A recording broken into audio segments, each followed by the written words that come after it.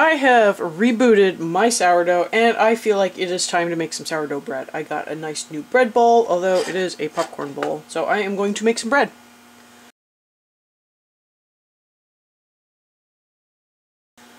Welcome back! Thank you so much for joining me today. I am going to make some bread. I found a new recipe I want to try out and it looks a little easier than mine, so I thought I'd give it a try and see how I like it, and if I like it I can modify it and change it and make it my own or leave it the same. That's just how bread making works.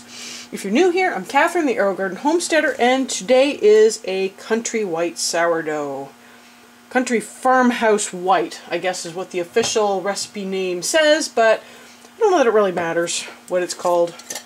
So I have, this is my line, nice bubbly active sourdough. I am going to get 65 grams in here. You know what, I might be a little generous because it is cold in my house. So if I go over, I am not going to care too much. Wow, you know, that's not very much. Oh. I feel like 100 always works best for me, so we're going to do 100. Because that is what seems to work best for me. Yes, I am already making changes, but that is kind of, if you know your sourdough, then you know what is going to work best in your kitchen and your conditions. I put in 109. I'm not going to bother digging out the extra 9 grams. We're just going to assume it's 100 and go with it. Let me get this back out of the way. Got a little bit on there. Let's not waste any sourdough. Okay, I am going to need 200 grams of warm buttermilk, which I do not have. I just have buttermilk powder, so we're going to make do with that. And I need 115 grams of warm water. So I'm going to go get some warm tap water, and that will make up the 2 volumes of that, and I will get this mixed in. In the meantime, I am going to turn off my scale so it's not just sitting here wasting battery. Okay, got some nice warm water. Let's get that back on. I need 315 grams of water, which is 315 ml of water. Now, I obviously don't want to go over on this. I did put in a little extra sourdough, so that will make it a little wetter because of that. Okay, there's that. And then I'm going to tear that out again. Then, let's see what the buttermilk says. So for 2/3 of a cup, I need 2.5 tablespoons. So the recipe calls for 3/4 plus 2 tablespoons, so it's almost a full cup, so I need almost 4 tablespoons of this. I do try to get some of the lumps out, but that was a big lump.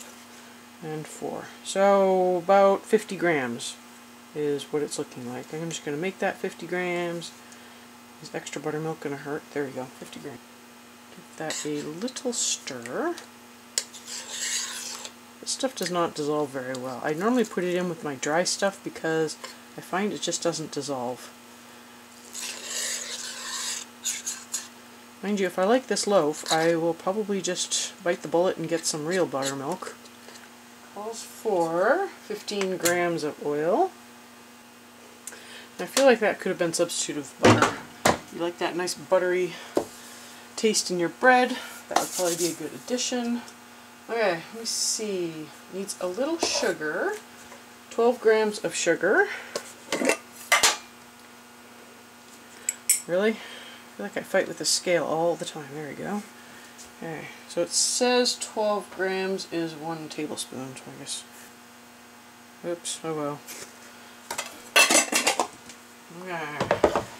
And then 400 grams of bread flour and 100 grams of all-purpose flour plus salt. I'm going to put the flour in first, and then I will get the salt in on top to mix that together. Now, I don't have bread flour, so I will be putting in, actually before I get going, I'm going to put 40 grams of the gluten, vital gluten.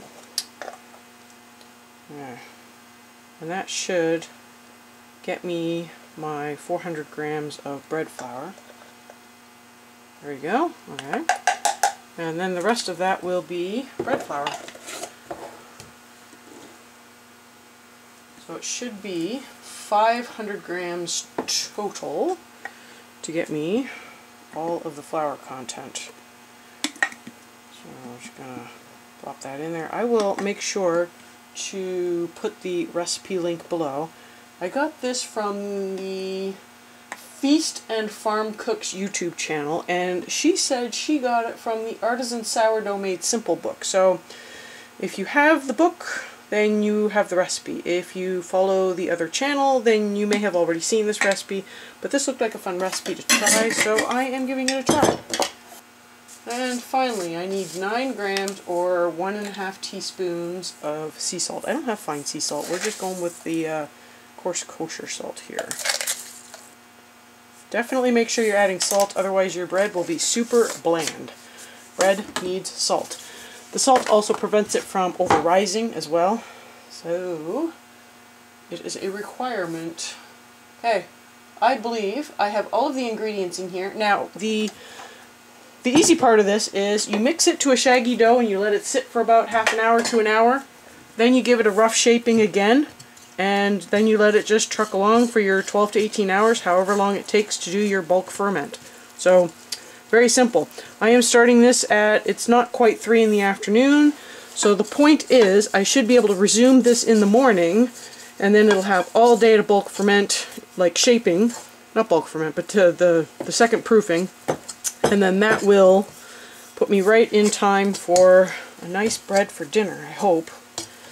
Probably won't line up quite like that, but so I notice I have a few lumps of, I am assuming that that is the gluten, so I'm going to give this a little more mixing just to get that in a little bit better. So if you're going to mix your gluten in separately from your flour, it might be better to do that in another bowl, give it a quick mix, and then put it in. So lesson learned. That's not a fault of the recipe, that is my fault for not keeping 2 different kinds of flour. Silly me. Okay. Does look a little bit better. So, let's get this scraped down. I'm going to get this covered, and I will see you in about half an hour or so, and we will see how it's doing. So it's supposed to get a little smoother. This is basically like an auto-lees or a pre-ferment. So this will help break down some of that tightness. There we go. Try to get some of that off the walls, but yeah, you get that covered. You can cover it with saran wrap, or you can just cover it with a wet towel, whatever you have. It all works. So it has been a little over half an hour. I am going to bring this together real fast. Really shouldn't take too long. A little kneading in the bowl. Let me see. Looks nice. I do want to give it a bit of a knead, even if it's just in the bowl, because I want to work some of that vital wheat gluten in that I can still see a little bit of streaking on. So it is a sticky dough. I'm actually hoping that this is a little wetter than my previous dough, because I'm looking for something a little more on the wet side, because sometimes a wetter dough, you know, a higher hydration dough, has a lighter crumb and a crispier. Doesn't matter for me if the crust is crispy or not, but I like that nice light airy crumb. So I'm kind of hoping that this will give me that. This is actually a nice dough. I do think I would substitute butter for oil just to get that buttery flavor, but okay, I'm going to clean the sides of the bowl a little, see if I can get that to come clean. There we go. Pull this back together. I am probably going to give the bowl a light little oil just to help it release later. Okay, hands cleaned up. I am going to just put a little oil in the bowl, a little on top of the bread, and then a little bit for the side of the bowl. Okay, and that is that. We will see this again in 18 hours-ish. Okay, this is 20 hours. Some of this was actually in the dehydrator, so I found that the wet cloth on top did not work. It dried out, and this didn't really rise a ton because of that, so I would not do that in the future. But anyways, I am going to get this, I'm going to flour the top, and get this turned out and shaped. So I want to tuck the ends under and pull it towards me and away from me to kind of seal the seams on the bottom. The less flour you have on the bench, the better, so it does have some resistance and sometimes it's better to pop those big bubbles. Yeah, so I might need a tiny bit more flour on the top. I want to get it nice and tight. That's going to give me the nice oven spring. If you have a bench scraper, sometimes that helps with this part, but I don't know if I've been able to figure out how to coordinate that. So now that I've got it about the same size, and it should be nice and sealed on the bottom, I'll get that in there. And I am going to cover it using the same saran wrap, but I might try covering it with the bowl over top of it just so that I can create a proofing box. So I will see if I can figure out how to do that. But anyways, that is shaped. So this may end up getting baked tomorrow because I don't know if I'm going to have 8 hours to get this proofed properly, so we'll see. Okay, so it's been about 3 hours or so, and I kept this in a very warm spot, and I'm trying to show you it's really puffy. So I am going to get the saran wrap off. I greased it so I wouldn't have any sticking issues. I have a nice piece of heavy-duty foil here, and I am going to make my ever so handy little no equipment needed sheet for my bread. So if you haven't seen this one's pretty cool. You don't need to have any special Dutch ovens or anything. You just put the foil on top to create a like a humidity dome. So I use the bottom of the pan to shape it. And I just flip it over, put it on top, and kind of crimp it in place. So this is going to go into a 400-degree oven for about 25 minutes covered. And then I take the cover off and it continues cooking until done. So I seal it around the edges, not so much that I can't just kind of wiggle it loose from the oven without gloves, but you know, if I have to pull it out, I have to pull it out. So that's going to go in the oven. I will, once it's all done, I will show you how it turned out because I can't wait.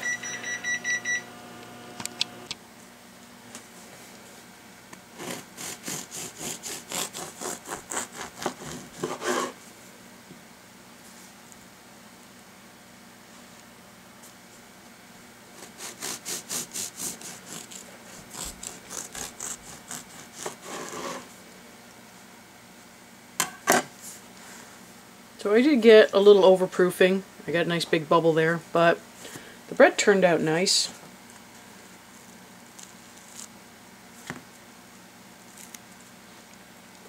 It tastes great. Oh yeah. I think I cut that one a little too thin. But this is a really good recipe. It was pretty easy to follow. Didn't require a lot of work.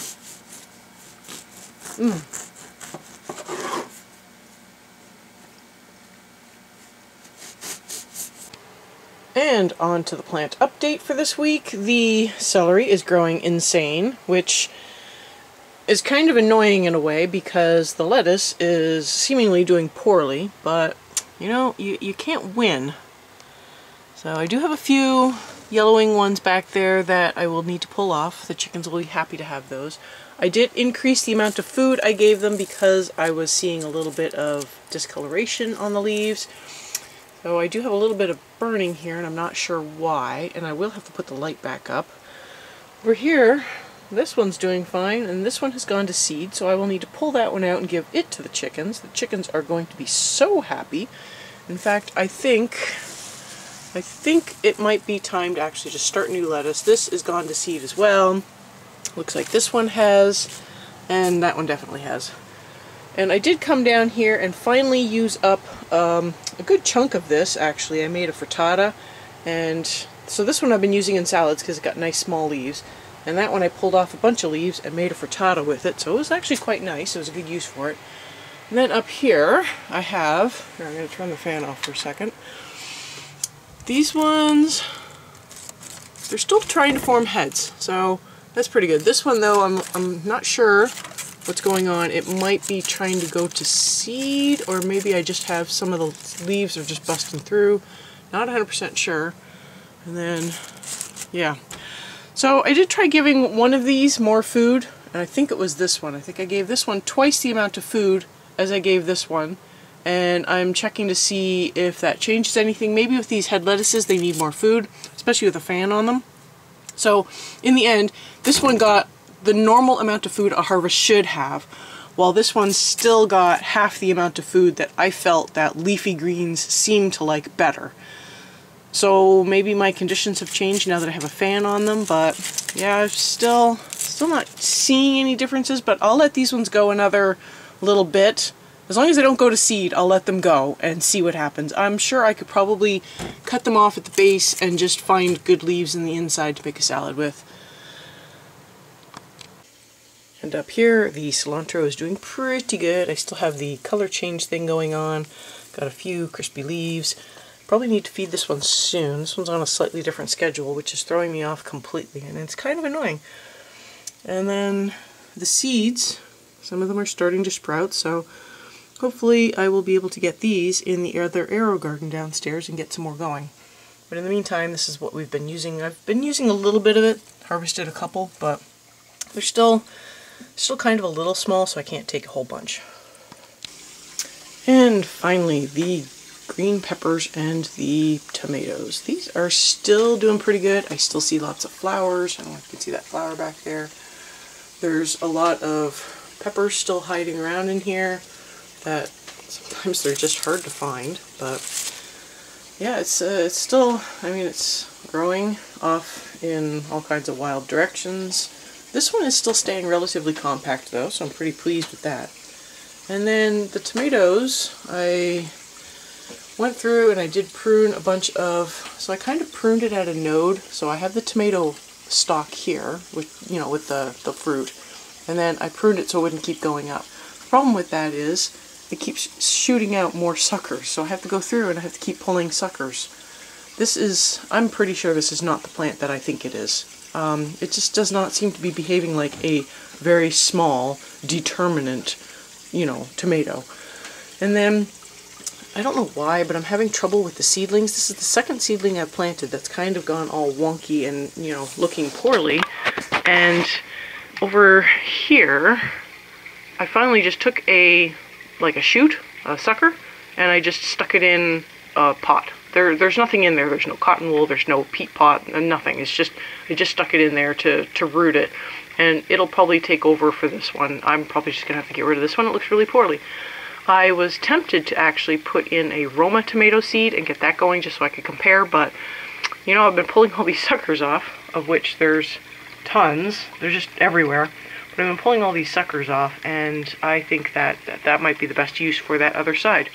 I do have a few strawberry seedlings still going here, and we do have a strawberry seedling in an Aerogarden, so I will probably give you an update on that later on once it starts looking like big enough to do something. So anyways, I hope you found this video useful. Thank you so much for joining me today. I'll have some videos up at the end that you might enjoy, and I will see you next time on the Aerogarden Homestead.